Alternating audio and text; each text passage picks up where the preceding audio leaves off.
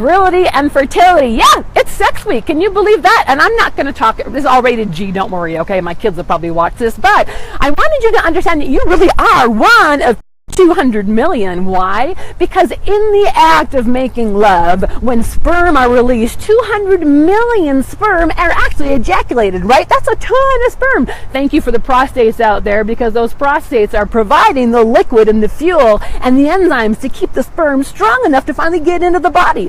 However, only 2 million of the 200 million actually make it to the cervix, and then only 1 million of them make it to the uterus, and once they're in the uterus, only 10,000 make it to the back of the uterus. Why? Because of the acid level in the women, because of all the if you don't have enough healthy enzymes from the prostate, if you don't have enough gumption, what's the word, speed from the sperm. A lot of sperm, by the way, have lost their oomph. They literally die out right when they get into the cervix. They can't even get up the fallopian tube. So once you get that 10,000 to the back of the uterus, 5,000 of them go the wrong way. Well, so sorry, so sucks for you, right?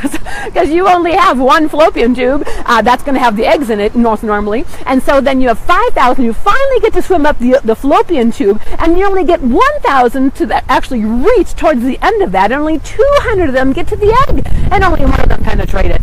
Oh my gosh, that was a lot of work just to make you. So really, when you conceive a child, you really are 1 in 200 million sperm. And we're going to talk this week about the fact that so many people are infertile. Men are 1/3 of the reason women don't have babies.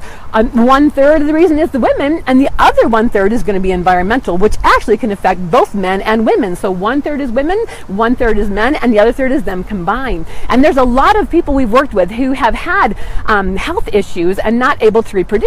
And it's everything from poor circulation, which is the #1 cause of ED. So as soon as someone's like, oh my gosh, I've got ED, erectile dysfunction, happening in my body. Well, that's why. If you don't have good circulation, of course, you're not going to have a good moment with your loved one, right?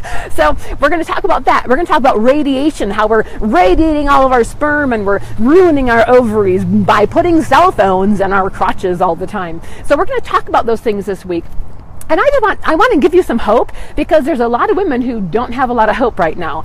They've been trying a lot of things. And I just want to share a quick story that we had a client come in who years ago who had spent everything that they owned on trying to get pregnant. And when she left that day, I'd sent her home with a bunch of herbs. They didn't have a lot of money and just a lot of hope. Well, sure enough, 2 weeks before Mother's Day, she came in and thanked me because she had conceived. And off of what? Raspberry leaves and all the herbs that we gave her. So make sure that you do not give up hope, and don't use natural health as the last option, because oftentimes natural health can work hand in hand with the medical community as well when it comes to reproductive health. So this will be a great week, a great series on virility and fertility. And man, you're going to love it. We're going to talk about testosterone, we're going to talk about binding, sex globulins, and all exciting stuff. And women, we're hoping to give you as much information as we can to help you create a really healthy uterus. So when that baby is formed, when that 1 in 200 million sperms actually reaches and penetrates the egg, you can create a